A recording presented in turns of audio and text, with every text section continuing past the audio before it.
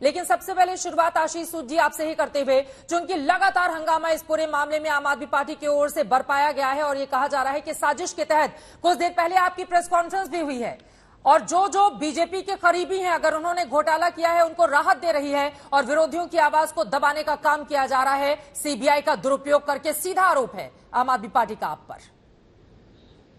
आम आदमी पार्टी इस तरह का आरोप हमेशा लगाती है विषय को डाइवर्ट करने के लिए। आज भी अभी थोड़ी देर पहले आम आदमी पार्टी के नेता प्रेस कॉन्फ्रेंस कर रहे थे तो जेपीसी की मांग को लेकर प्रेस कॉन्फ्रेंस कर रहे थे। चित्रा जी, मेरा सीधा सा सवाल है 2% से 12% क्यों हुआ? मैं इनके ट्रैप में नहीं पड़ने वाला हूं। 2% से 12% कमीशन क्यों हुआ? दुकानों की संख्या क्यों बढ़ाई? जब यह कहा गया था कि दिल्ली में दुकानें जनता से पूछ क्यों होंगी, हर गली मोहल्ले में दुकान हुई, भारतीय जनता पार्टी और अनेक सामाजिक संगठन उसका विरोध करते हुए सड़कों पर उतरे हुए थे। अभिषेक बोनापल्ली, सी अरविंद, गुच्ची बाबू, विजय नायर, दिनेश अरोड़ा, ये इतनी लंबी कड़ी है। आप ही के चैनल ने 14 सितंबर को एक स्टिंग ऑपरेशन चलाया। उस स्टिंग ऑपरेशन में सरेआम बताया किस प्रकार से 6% पैसा घुमाकर वापस पहुंचाया जाता था। ठीक है, इनका जवाब देने की जगह केजरीवाल जब डरता है स्कूल और बच्चों के पीछे छुपता है, को आगे करता है। केजरीवाल जब जेल से डरते हैं तो इस तरह से डाइवर्ट करते हैं। अब जेपीसी की बात करने लग जाएंगे संजीव झा जी। इसलिए मेरा यह कहना है, मेरा केवल सत्येंद्र जैन के मौके पर, ताहिर हुसैन के मौके पर और केजरीवाल के में पीडब्ल्यूडी घोटाले की जब बात हुई, एक ही विषय चलाया जाता है कि भारतीय जनता पार्टी हमसे डरती है, भारतीय जनता पार्टी हमसे। ठीक है सर। संजीव झा जी, सीधे आपके पास आते हुए, अगर कर नहीं तो फिर डर किस बात का है? सीबीआई अपनी जांच कर रही है, दूध का दूध पानी का पानी हो जाएगा, कोर्ट में भी तो मामला जाएगा। फिर पहले से ही इतना माहौल बना दिया जाना और ये कहना कि कोई सबूत नहीं है, गलत तरीके से फंसाया जा रहा है। अब जांच एजेंसियों को अपना काम करने देगी आपकी सरकार या फिर नहीं देगी? या एक ही चश्मे से सारी जांच एजेंसियां, सबको एक ही चश्मे से देखा जाएगा आम आदमी पार्टी की ओर से? चित्रा जी, डर किसी बात की नहीं है और हम डर कहीं नहीं रहे। लेकिन एक बात बताइए, मैं कुछ आंकड़े पहले आपको देता हूं कि हमारे 63 विधायक पे 200 एफआईआर अभी तक हो चुके हैं, विधायक और मंत्री को जोड़ दें अगर आप। उसी में 145 एफआईआर में कोर्ट नहीं कहा है कि पुलिस पार्टी बनकर काम कर रही थी, ये फर्जी है।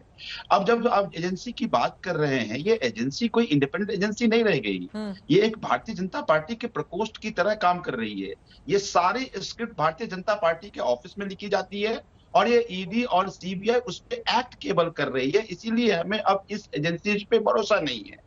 एक बात बताइए कि अगर ये 8 महीने से सारी चीजें चल रही थी, आज के 10 दिन बाद बजट पेश होना था तो दिल्ली को बजट मिल जाता। ऐसी कौन सी आफत आ रही थी कि मनीष जी यहाँ से भाग जाने वाले थे, मनीष जी छुप जाने वाले थे? आपके सामने है, पूरे देश में आपने हजारों ऑफिसर लगा करके 500 जगह छापा मारा। क्या मिला? आप कह रहे 10,000 करोड़ का करप्शन हुआ, कुछ तो लिया होगा ना, कहीं तो पैसे पड़े होंगे, कहीं बजट पेश कर दिया जाता, उसके बाद फिर सीबीआई पूछताछ के लिए बुलाती। बजट पेश करने की उनको अनुमति देनी चाहिए थी, आप ये कह रहे हैं? नहीं, दोनों बातें कह रहा हूं। मेरा ये कहना है कि इस बात की इतनी जल्दी की थी, पहली बात।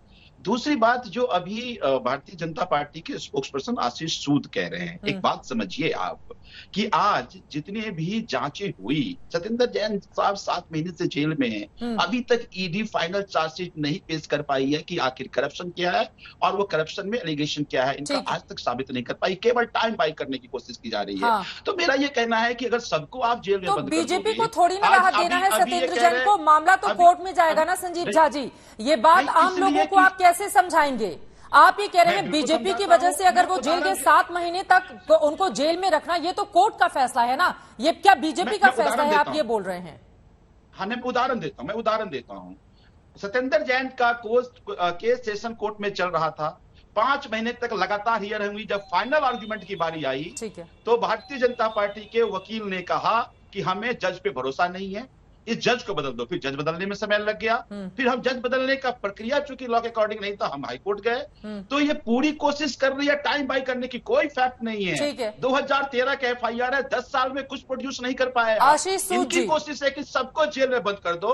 अभी आशीष जी कह रहे थे कि जब केजरीवाल जी डरते हैं, 1 मिनट, स्कूल और कॉलेज को आगे करते हैं। मैं कहता हूँ मोदी जी जब आप डरते हैं तो ईडी सीबीआई को आगे करते हैं। अच्छी बात, हम स्कूल को आगे करते हैं, अस्पताल को आगे हम करते रहेंगे, आगे आप भी आगे खींचिए। आशीष देश का सूद जी भला होने जवाब वाला दीजिए है। आप, और क्या आम आदमी पार्टी की लोकप्रियता से डर गई है बीजेपी, इस वजह से उनके नेताओं को फंसाने का काम किया जा रहा है, जो आरोप लगाए जा रहे हैं आपकी ओर से? सत्येंद्र जैन के मामले में कई बार कोर्ट से जमानत के लिए इन्होंने अर्जी लगाई, जिसको ऑनरेबल कोर्ट ने बार बार रद्द किया है।